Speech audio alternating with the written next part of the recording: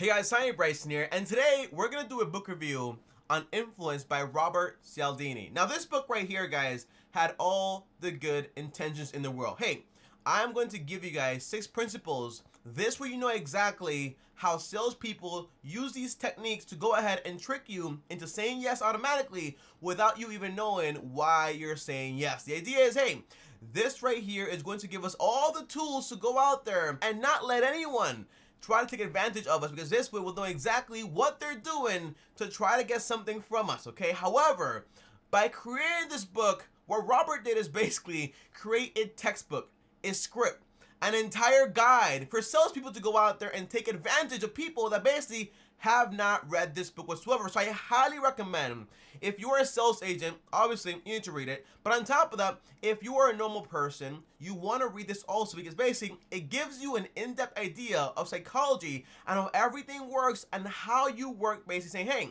why do I say yes to this? Why do I buy this product? Why do I buy this here? The answer is this book right here has all the answers. Now on top of that, if you guys want to read this book right here, I actually read it on Audible, or I listened to it on Audible, okay? But right now, guys, Audible has a promotion, link down below with my link, where you actually sign up and you get 2 free books, and if you cancel, you still get to keep those 2 free books, no problem. So basically, you have nothing to lose whatsoever. Again, link down below to Audible. That's where you should read my books, and that's basically the idea there, okay? So I recommend this book right here, Influence by Robert Cialdini, and on top of that, also, The Rich Man in Babylon, okay? That book is my favorite book by far. However, guys, if you guys are new here, I post videos every single day, so you should also subscribe and hit the bell to get notified, and on top of that, also destroying the like button.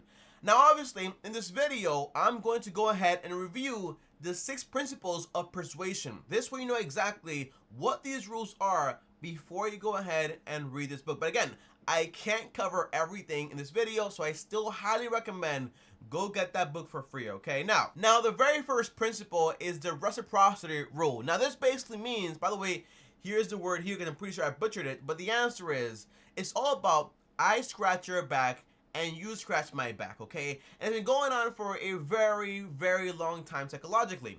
And if you don't basically do this rule, the idea is you will get called ungrateful, or for example, a sponge. Someone that takes but does not give back, and you do not want to be called that. So basically, when anyone helps you, the answer is you want to go and help them. So Tommy, in this book, what's an example of this? Well, in reality, I just did an example on you guys here, okay? Basically, and you didn't notice, by the way, okay? When I offer you guys Audible, like a few seconds ago, the answer is Audible is giving you something for free. 2 free books, right? A free trial, and if you want, you can cancel. However, because of this rule, you're very likely to want to return the favor and subscribe for at least a month or 2 months and find out there's value there, okay? And on top of that, by me giving you guys this for free, telling you about this offer, in reality, you're more likely to go ahead and subscribe to the channel and also like the video, because basically it helped you. Now the good thing is that basically this is helping you, so it's not going to hurt you in any way. You read more and you subscribe to a channel that helps you with money, right? So all those things are good. However, in the book, there is a bad example of this, okay?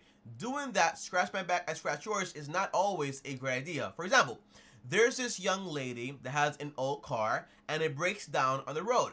Now, her neighbor comes by, a young man, and says, hey, let me go ahead and help you with the car. He helps her fix the car, gets it back running. Now, a few weeks later, she goes ahead and buys a new car. Now, this young man comes by her house and says, hey, my car is being fixed. Is there any way I can go ahead and borrow your car for the day? And I'll give it back to you. Now, the idea is that right here, common knowledge would say, hey, no, don't lend your car to a stranger, although he's your neighbor, because basically he just helped you once. The answer is don't do it, right? But guess what happened? Because of the Reciprocity Rule, she went ahead and lent him her car. However, guess what? It turns out this young man was actually a minor. It turns out he doesn't have a license. And it also turns out that she totaled the car. So basically, that's why you don't want to be guided by automatic reactions. And that's why you want to make sure you're very careful who you accept favors from. For example, when you're on vacation, they give you one of these for free usually. Either one of these or, for example, maybe like a bracelet. But guess what happened? They say, hey, this is free, but is there anything you want to give me? Because I gave you this. I did you a favor, so can you give me like $1 or $5? I usually say no, But the answer is, it's very hard to say no when someone gave you something already, and if you don't give them anything, you're going to look like you're ungrateful or a sponge, and you don't want that, okay? So be very careful who you accept gifts from, and sometimes it's just best to go ahead and avoid those gifts and say, hey, I'm good, no thank you, bye-bye, okay? Now, the second principle, guys, is the scarcity principle, which is basically one of my favorite tricks ever. And the idea is that a normal item becomes more desirable because other people want it, and it's also limited. Now, you see this a lot with the big things out there. For example, diamonds, gold, oil. But you also see it, for example, with small things like, hey, Nike, Kim Kardashian, Xbox, Sony. Whenever they release a product, is hey, this product is highly limited. There's not a lot of them out there, and if you don't get it now, you might not be able to get it for a very long time, which then causes people to say, hey, I want to get this now because I won't get another chance. With the makeup, with the games, with the shoes, the sneakers, all this stuff, but in reality, it's just artificial scarcity. If they want, they can make more makeup. If they want, they can make more consoles. If they want, they can go ahead and make more sneakers. But in reality, they don't, because they know for a fact by marking up the item and making it scarce, in reality, it creates more demand and also a lot more profits. And that's the idea there. Now, a very smart guy took advantage of this by basically doing this, okay? He was in college and he started selling cars. And the idea was he would go out there and buy used cars for a discount on what their value actually was. And then he would go out there and basically wash the car, give it a car wash, and make it look semi-better, right? That's the idea. And then he would go back on the newspaper. This was back in the days, guys, okay? Back in the days, okay? He would go back on the newspaper and basically say, for example, hey, I'm selling this car right here for this amount of money. Maybe a $200 or $500 profit, okay? That's the idea. Now, when people came and called in and said, hey, I know this car is limited, you don't have that many in stock, and it's also very nice, and it's also a discount, can I come over to see the car? He would say, yes, come over on Monday at 2 p.m. Now, every single person that called in got the same appointment on the same day. Tommy, why would he do that? Because basically, when that person got over there to see the car, he would see somebody else trying to also look at the car. And the guy would say, hey, give me a second. He was here first. Let him take the car out first. And if he doesn't want it, I'll go over to you and then you can go ahead and buy the car. Now, right here, you create competition and also scarcity because basically you have one person competing for an item now. And now you have other people on the side that also want the item, okay? That's the whole idea. You create scarcity. That's how crazy this actually is, okay? So be careful with these tricks of scarcity. Not enough items. Oh my gosh, it's out of stock. I just don't care when I see this. So basically, don't fall for this anymore. Now, number 3 is the authority figure, the authority principle. Now, this is something I've fallen for several times when I was basically younger. And the idea is when you have an authority figure pumping out a product, people might just say, hey, this product might be good because basically that person said it's great.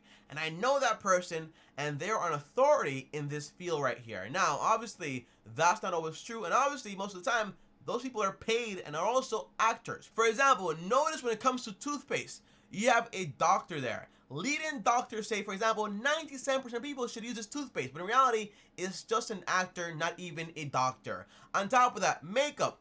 This actress right here says this about this makeup. In reality, she's being paid for and she's also being sponsored by it, okay? That's the idea. And also, liquor, alcohol. Oh, this rapper loves this liquor or whatever it is, or this fighter loves this liquor or whatever, right? But what does a fighter or a rapper have to do with that? In reality, it's all about authority figures. Now, in the book, guys, there is this very scary example where basically you have this guy with a lab coat that looks like an authority figure. And the idea is that you have someone else sitting in a chair across the room. And the idea is that this person is going to be shocked every time he gets a question wrong. And as the questions progress, if he gets more and more of them wrong, the shock will actually increase and increase and increase in pain level. Now, that authority figure is basically an actor. And on top of that, the person in the chair is also an actor. The only person that's actually real is the person that's going to press a button to basically give that person the shock. Now, here is the idea, guys, okay? As the shock grew more and more intense, that person did not stop pressing the button because basically the person with the lab coat kept telling him, hey, keep going, don't stop. Now, the idea is that basically, it got to a point where the person across the room was screaming in pain, saying, hey, please release me, I can't do this anymore. But the real person kept doing it and doing it and doing it, okay? And that's how you convince people to do bad things, okay? For example, like, you guys know, like, history, where people that are in authority force other people to go ahead and do very awful things. And that's basically just because, hey, authority figures have a lot of control over you. So the idea is you want to be careful who you listen to, and you always want to pause and say, hey, is this something that I want to do? Okay, that's where authority figures basically get into play when it comes to psychology. Hey, I'm wearing a suit, I'm the manager, I know all about this stuff, let me go ahead and get you this car. The answer is pause, wait, think, and then decide, okay? Now, number 4 is a very dangerous principle, and it's basically the consistency principle, where basically people have to be more consistent with what they say and do. And people that are trying to sell them things also exploit this. But again, this is also very dangerous. For example, in the book, there's this example of this guy and a lady that comes in to do a survey. And she says, for example, hey, do you spend a lot of money every single year on going out and so on? He says, yes, I spend a lot of money on going out. Do you like art shows? Yes. Movies? Yes. Sound systems? Yes. He says yes to all these things to try to make himself look fancy in front of a very, like, young hot lady that looks pretty good or whatever, right? And the idea is that after she's done with the survey, she says, hey, with everything you told me here, I can actually offer you this plan subscription that can save you up to $2,000 a year. And he says, yes, he has to, because basically everything he says, he has to stay consistent with it. And it's also dangerous because basically, once you start saying yes and doing certain things, you have to keep going and going and going. And sometimes those things might actually be bad for you. And that's where you actually want to be careful. And that's why usually your parents don't want you hanging out with the bad kids, because basically before you know it, you're doing things to be consistent with those people and those friends, because basically those are the things you're actually doing now, okay? So be very careful when it comes to the consistency principle. Usually you want to avoid all these surveys, all this stuff, because basically it's just a way to get you to say yes, yes, yes, and say, hey, since you already said yes, why not do this to go ahead and save more money and also make our company a lot more money? So be very careful when it comes to the consistency principle. Now, number 5 is the liking principle. When you like someone, you're more likely to go ahead and do business with them. When you like someone, you're more likely to actually go ahead and be friends with them, right? That's the core idea. People like to do business with people they like. People like to be friends with people they like, right? That's the core idea. Now, there was this car salesman that made around $250,000 just by sending a letter every single month saying, hey, I like you, to people that he knew and were basically on his client list. Now, this made him over $250K because, again, people like to do business with people that like them, and also they like on top of that.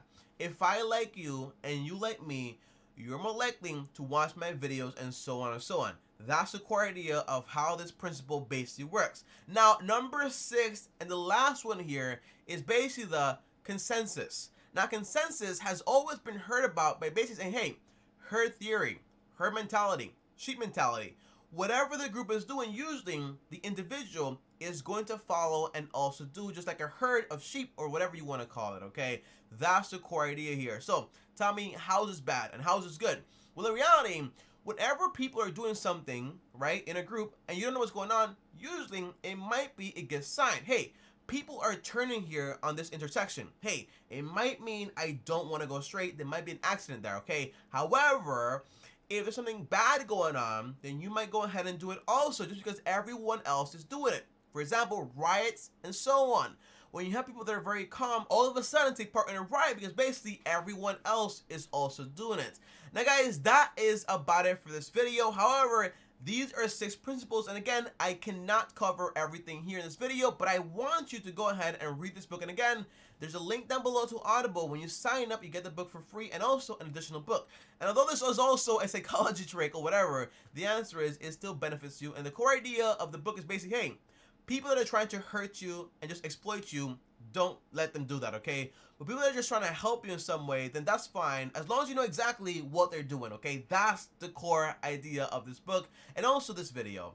I'll see you guys next time. If you like the video right here, well, like this video on top of that. Also, subscribe and hit the bell so you're notified. If you guys want to text me, talk to me one-on-one, join my Patreon, link down below, or send me a DM on Instagram at TommyBryson. And on top of that, if you want to watch a video on how I used to use these tricks to sell phones, well, here's a video on how I flip phones. And on top of that, click my face right now. I'll see you guys tomorrow. Thanks for watching, and as always, peace.